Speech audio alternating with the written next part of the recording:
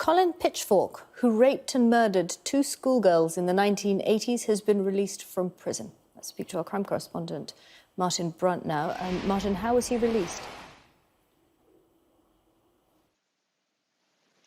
Well, nobody's actually seen him, but we're told officially that he's been freed.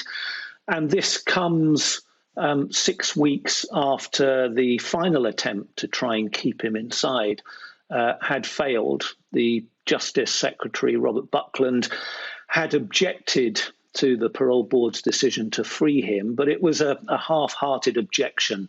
Mr. Buckland hadn't, at the original parole hearing, raised any objections, and it was really a political move after an outcry, particularly from Pitchfork's, the families of his 2 victims. So once that hurdle was overcome, simply the authorities had run out of legitimate reasons to keep Pitchfork in prison. He'd done his time, more than his time. He'd done 5 years beyond his minimum sentence. So he's now a free man. He'll be working under or living under very tough restrictions. But to head off any criticism, the Ministry of Justice has put out a statement in which it says this: public safety is our top priority, which is why he is subject to some of the strictest licence conditions ever set and will remain under supervision for the rest of his life.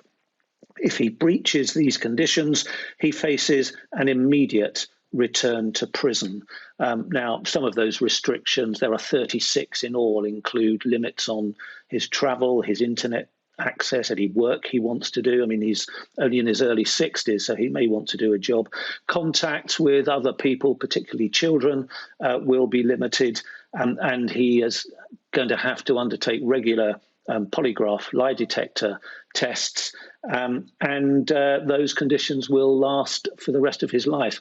There's been a brief reaction from the family of one of his victims, Dawn Ashworth. Her mother, Barbara, has said this was on the books, but I don't think he should be breathing the same air as us.